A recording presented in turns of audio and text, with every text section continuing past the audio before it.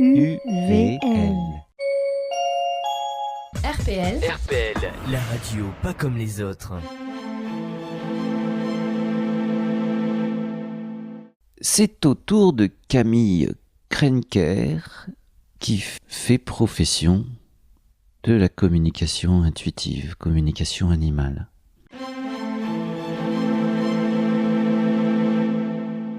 Bonjour Camille. Est-ce que vous voulez bien vous présenter comme il vous convient de vous présenter ? Donc, je m'appelle Camille Krenker.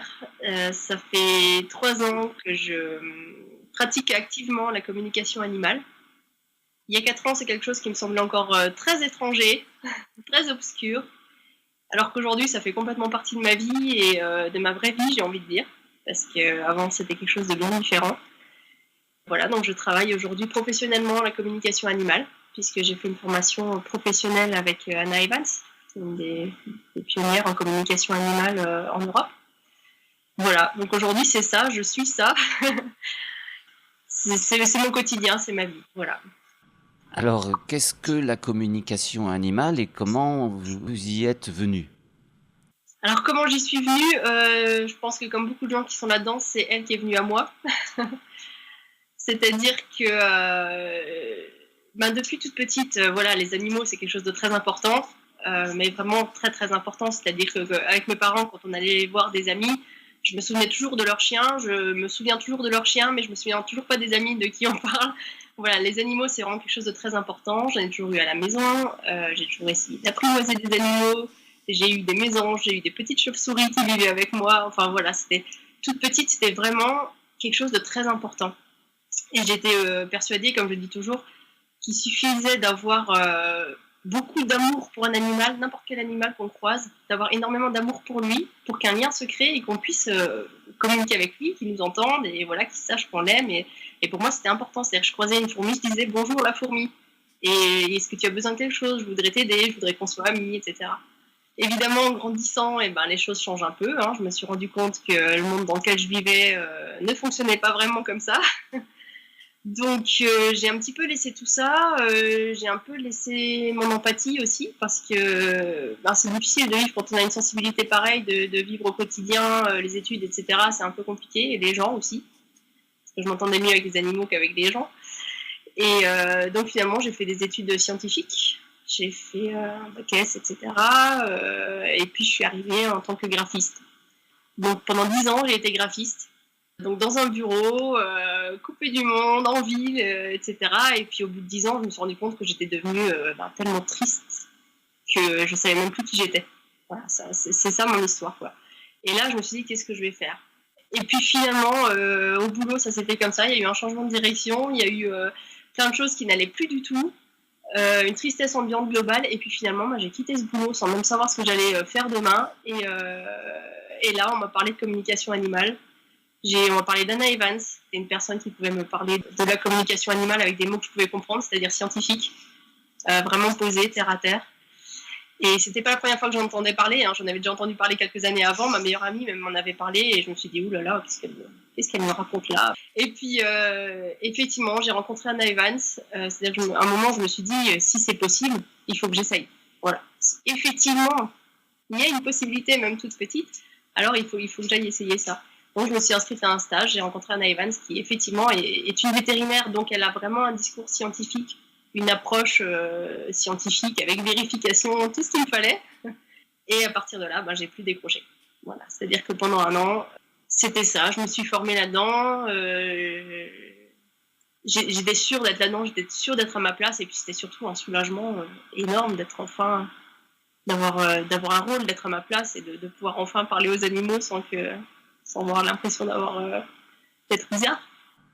Comment, bien sûr, avec vos mots, et puis les mots sont peut-être pas suffisants pour exprimer comment se passe une communication intuitive ?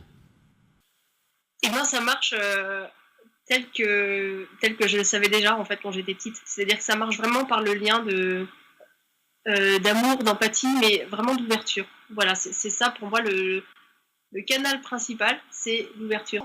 Pour moi, le moteur, c'est l'amour. C'est-à-dire que je vais entrer en communication avec un animal, donc descendre un petit peu en fréquence, si vous voulez, pour arriver sur le même canal le même état de conscience, si vous voulez, que l'animal. Et puis, je vais m'ouvrir à lui, me présenter tout simplement, me dire voilà, je veux t'aider, je veux ton bien-être, et je suis là pour communiquer avec toi.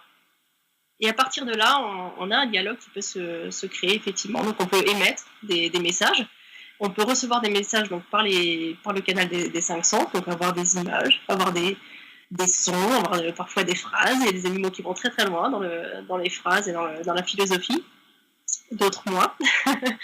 Et puis voilà, surtout des sensations. Moi, c'est vrai que je travaille beaucoup avec le kinesthésique, donc j'ai beaucoup de sensations. Un animal qui va avoir des douleurs, des émotions, ça je reçois très bien. Et puis dans une moindre mesure, pour moi, chacun a sa sensibilité, on va recevoir des goûts et des odeurs. Et donc à partir de ces messages, on va échanger comme ça avec l'animal. Comment tu te sens, qu'est-ce qu'on peut faire pour améliorer ta vie, et puis voilà, on va avoir des petits messages en retour, et à partir de ces messages, qui seront plus ou moins élaborés en fonction des animaux, on va essayer de rapporter à son humain pour savoir comment on peut arranger les choses, arranger leurs relations, sachant que le but ultime de la communication animale, c'est de retrouver ou de créer un équilibre entre l'humain et l'animal dans leur relation. Voilà, une relation plus juste à tous les niveaux. Les animaux, en général, sont-ils plus sains que nous au niveau du psychisme, je veux dire, hein, voilà. J'ai envie de dire oui, évidemment, parce que à notre niveau, on sait à quel point on est compliqué. On sait à quel point l'humain se perd. Je le sais très bien, puisque je l'ai vécu effectivement pendant longtemps, la vraie descente, on ne sait plus qui on est. Donc, les animaux, effectivement, ont cette vie un peu plus linéaire où ils sont plus accrochés à eux-mêmes. Voilà, ils sont plus présents à l'intérieur d'eux-mêmes. Ils sont dans le présent, déjà, tout simplement. Voilà. Donc, à partir de là, oui, bien sûr, ils sont beaucoup plus dans la vérité. Ils vont pas chercher des détours comme nous, on a l'habitude, les humains font toujours une action en réaction à une autre action en espérant. Voilà, on prend souvent des détours un peu sinueux, alors que les animaux sont dans le présent. Voilà, ils composent avec ce qu'ils ont maintenant, et donc forcément, ils sont plus sains dans le sens, ils sont plus vrais. Ils sont plus authentiques. C'est ça le mot, je crois. Je sais pas, la fourberie, être sournois, manipulateur, ce n'appartient pas à leur fonctionnement? Alors j'ai déjà entendu des histoires, effectivement, par la communication animale, les collègues, etc., qui disaient effectivement qu'un chien pouvait... ils avaient l'exemple d'un chien qui voulait cacher quelque chose, par exemple. Il est caché, je sais plus... J'aurais tendance à dire une bêtise, je sais plus. Il voulait cacher quelque chose, mais moi, de mon expérience, je vois pas les choses comme ça. Les animaux, souvent, qui mentent, entre guillemets, c'est-à-dire qu'ils n'arrivent pas à nous dire les choses telles qu'elles sont, c'est souvent qu'ils ne les voient pas telles que nous, on les voit. Et donc, on interprète ça peut-être comme une cachotterie ou une sournoiserie, mais moi, de mon expérience, et surtout de ce que j'ai envie... Enfin, surtout non, de mon expérience vraiment, et de ce que j'ai envie de croire, la sournoiserie, non, je la vois pas. Je la vois pas. Parce que... ça veut dire se projeter dans le futur, manipuler, etc. Non, s'ils le font, c'est qu'ils ont le besoin. Ils ont le besoin pour eux, donc c'est pas une fourberie au sens où nous on entend. Peut-être que je me trompe, mais de mon expérience, j'ai jamais vu ce genre de comportement. Oui, c'est ça. Comme vous dites, se projeter. Il n'y a pas de calcul sur l'avenir, de stratégie pour obtenir quelque chose, mais l'animal vit dans l'instant. C'est ça.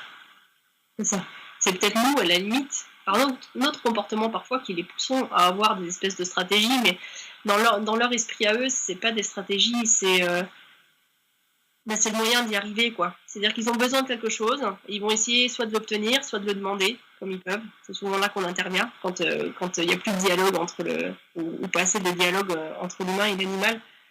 Voilà, c'est ça, ils vont plutôt essayer de le demander.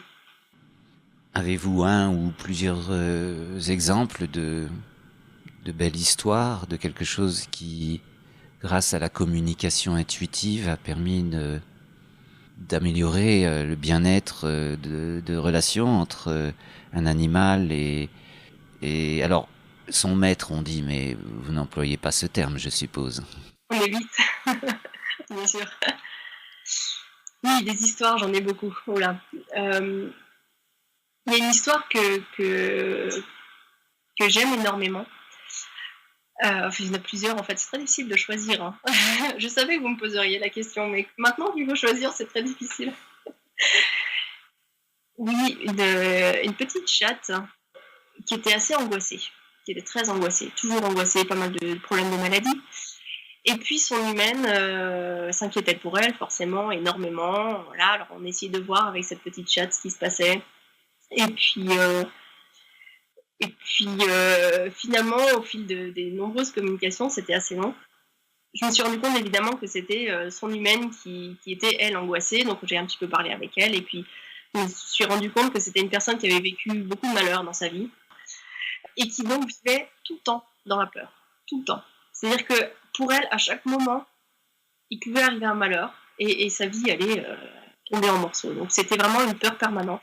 Et en fait, c'est le chat qui m'a dit, alors quand je vous parlais d'état de conscience et de pensées plus ou moins élaborées, les chats sont souvent philosophes. Et cette petite chatte m'a dit, quand on s'appuie sur du vide, on tombe. Je note cette phrase et c'est après que j'ai compris, mais bien sûr, quand on s'appuie sur ses peurs, si on avance selon ses peurs, on avance sur quelque chose qui n'existe pas encore, qui n'existera peut-être jamais. Donc on s'appuie sur du vide. Et cette phrase-là que moi j'avais pas comprise tout de suite, voilà, on s'est expliqué avec son humaine. Pour elle, ça a été un bouleversement, quoi. Voilà, ça a été vraiment, ça lui a changé un petit peu sa façon de vivre au jour le jour, d'être justement dans le présent. Et c'est une histoire, voilà, que j'aime énormément parce que vous voyez, c'est le chat en fait qui est venu aider son humain. Et finalement, c'est ça qui a aidé leur relation. Avec toutes les idées que nous avons, nous humains, hein, nous nous appuyons énormément sur du vide. Oui, énormément. Et c'est bien ce que m'a le plus appris la communication animale, enfin mes communications avec les animaux. C'est ça, c'est apprendre à composer avec ce qu'on a maintenant, aujourd'hui, et ne pas avancer avec ses peurs. Ça change vraiment tout. Ça change votre vie quand vous allez au supermarché, ça change votre vie quand vous prenez la voiture. Quand on a ça à l'esprit, on peut voir tous les jours, à chaque moment, le nombre de décisions qu'on prend en fonction de nos peurs, au lieu de nos besoins, de nos envies, de notre intuition. Donc combien. Et ça, je le remarque encore plus, parce que j'ai un petit bébé de 9 mois, donc tous les parents le savent. Combien de fois on est complètement démunis, on ne sait plus quoi faire, on ne sait pas, et simplement se dire, finalement, qu'est-ce qui me vient, qu'est-ce que j'ai envie de faire, même si j'ai pas de raison rationnelle, dans quelle action je me sens bien, tout simplement. C'est ça le plus grand enseignement, vivre avec ce qu'on a maintenant. Je vois et donc je peux témoigner de la brillance de vos yeux lorsque vous parlez de tout ça avec plein d'amour et de lumière. Avez-vous pensé, tenté, effectuer une communication intuitive avec votre bébé étant enceinte? Bien sûr. Bien sûr, c'est quelque chose d'évident parce que quand on a compris un petit peu ce principe-là, ça fonctionne avec tout, j'ai envie de dire. Avec les animaux sauvages que je croise dans la rue. J'ai eu une petite conversation une fois avec une mésange qui était fantastique. Et puis, donc avec mon bébé, bien sûr. Quand j'étais enceinte, j'ai envie de dire même un petit peu avant. Et quand j'étais enceinte, et encore aujourd'hui, quand il s'agit de le calmer, par exemple. En revenant aux animaux, avez-vous une expérience, donc, vous en avez une, vous venez d'en parler avec la mésange, mais avec des animaux sauvages, avec des chevreuils ou des sangliers, par exemple, et est-ce qu'ils vivent dans la peur de l'humain? Je pense qu'ils ont les réflexes de la peur, heureusement. Ils ont la méfiance, qui est très saine, surtout dans le contexte actuel. Mais par contre, ce qui est certain, c'est qu'ils sont toujours ouverts à la communication. C'est très rare que je me suis retrouvée face à un animal, que ce soit un animal domestique ou sauvage, qui refuse la communication. Donc le peuple animal, je pense en général, est vraiment demandeur de dialogue, parce que voilà, c'est très clairement ce qui nous manque aujourd'hui. À nous les humains, c'est le contact avec la nature, les éléments, les animaux, évidemment. Que nous puissions vivre ensemble. Tout à fait. Dans une relation beaucoup plus juste que ce qu'elle est aujourd'hui. Est-ce que vous avez, pour conclure, quelque chose à dire, un message à faire passer, autre que ce que vous avez déjà exprimé? Alors déjà, quelque chose de très important pour moi, c'est que la communication animale n'est pas un don. C'est une faculté qu'on a tous. C'est très important parce que j'ai beaucoup de gens qui m'écrivent et qui me disent voilà, j'ai besoin de vos dons. Alors c'est quelque chose, c'est une technique, c'est un outil que tout le monde peut apprendre, que tout le monde a déjà. On est avec. Après, comme tout le reste, on est plus ou moins doué. C'est-à-dire, c'est pas au sens de don, mais au sens vraiment d'être doué comme le piano ou comme le vélo, ce que vous voulez. Tout le monde peut y accéder et j'encourage tout le monde à le faire, même si on se dit la communication animale, c'est voilà, dialoguer, ping-pong avec un animal. On peut le faire à n'importe quel niveau. N'importe qui peut ouvrir son cœur à un animal, lui dire je t'aime, je suis contente qu'il soit là. Et je suis content simplement voilà, de te dire que je suis bien là et que je te considère et que tu es une personne en face de moi. Voilà. Et si je dis ça, c'est parce qu'il y a un domaine, par exemple, où tout le monde peut faire ça. C'est avec ses propres animaux, bien sûr. Mais aussi, par exemple, les animaux de zoo, les animaux de cirque, les animaux qu'on croise partout. On les voit, on est sur l'autoroute et on voit un camion voilà, qui va très clairement emmener des animaux à l'abattage.